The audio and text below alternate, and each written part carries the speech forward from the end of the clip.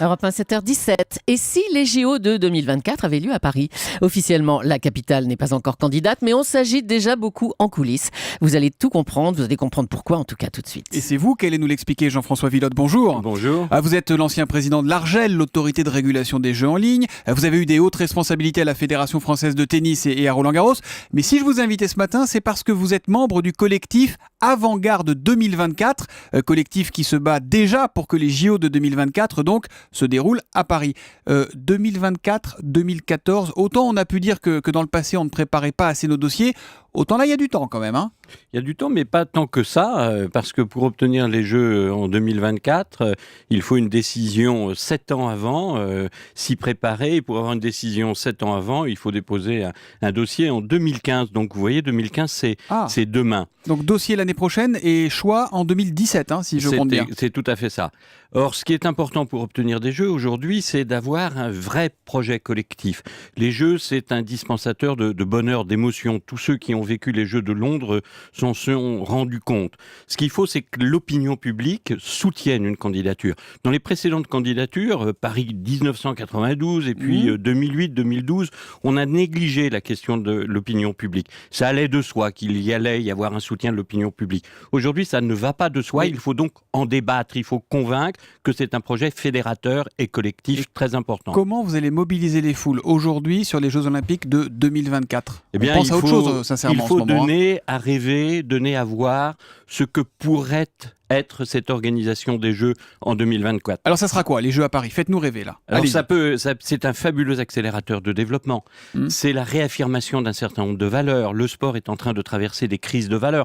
On le voit avec les conditions d'accueil au Brésil des Jeux Olympiques ou de la Coupe du Monde de football, les débats sur Doha, les débats sur Sochi. Il faut réaffirmer ce que sont les valeurs du sport. Prenons l'exemple des Jeux paralympiques. Pardon, mais moi, si je suis membre du CIO, je vous écoute et je dis, il me sort la même soupe que tous les autres. Non, pas du tout. Je pense que, pourquoi au contraire, Paris alors? Une candidature à Paris, ça peut être une candidature qui maîtrise les coûts, une candidature qui valorise le patrimoine fabuleux de la région parisienne, une candidature qui veillera à ce que les choix d'infrastructures soient utiles et durables. Par exemple, si l'on accueille les Jeux paralympiques, quel formidable accélérateur pour l'intégration des handicapés. Là, on sera obligé de rendre tout accessible, les transports, les sites. On sera obligé de rendre tous les sites accessibles, tous les équipements sportifs, tous les transports pour y parvenir. Donc c'est une opportunité formidable si on définit bien les valeurs que l'on assigne aux Jeux Olympiques à Paris. Alors Paris a des atouts, c'est incontestable, mais ce qu'on ne sait pas faire, ce qui nous a coûté l'organisation des Jeux de l'Ombre en 2012, c'est le lobbying, c'est la campagne. Alors comment il faut s'y prendre cette fois? On avait dit que les Anglais avaient été très forts là-dessus et que nous, on avait été très nuls. Qu'est-ce qu'il faut faire? C'est quoi une bonne campagne? C'est exagéré d'abord, parce qu'il faut se rappeler que quand les Jeux n'ont pas été attribués à Paris, c'était à Singapour en 2005, il a manqué 2 personnes pour que les Jeux aillent à Paris. Donc attention aux effets d'interprétation excessive. Ces 2 personnes, Londres était allé les chercher parce qu'ils avaient fait une campagne très forte avec Sébastien Coe. Mais ils ont gagné et Paris a perdu, vous avez raison. Ce qu'il faut, c'est d'abord que l'opinion publique soutienne. Prenez l'exemple d'Annecy 2018, c'est un désastre, 7 voix.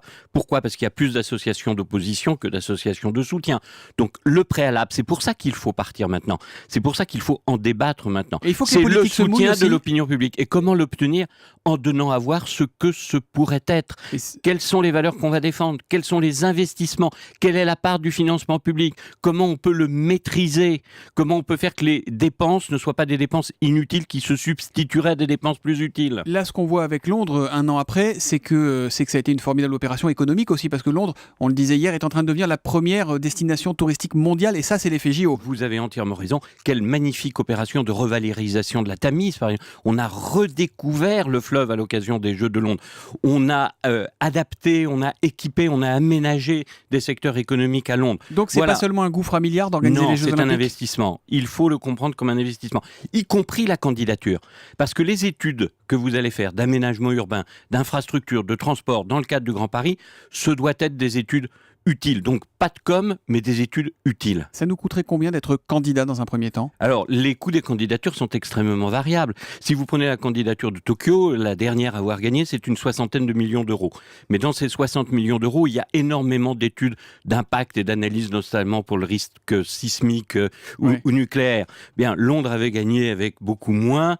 Annecy, c'était 28 millions d'euros. Donc c'est une 40aine de millions d'euros, mais ce sont des études utiles. Il faut que ce soit des études utiles. Qui va décider d'y aller ou de ne pas y aller, c'est-à-dire de déposer le dossier ou pas? C'est François Hollande? C'est le maire ou la maire de Paris la prochaine? Alors il y faut un accord entre le mouvement sportif, donc le Comité national olympique et sportif français, l'État et la collectivité locale. Donc c'est un accord tripartite. Ça, l'association ne cherche pas du tout à prendre la place de quiconque. Vous dites, regardez comme ça sera bien, regardez comme ça sera rentable.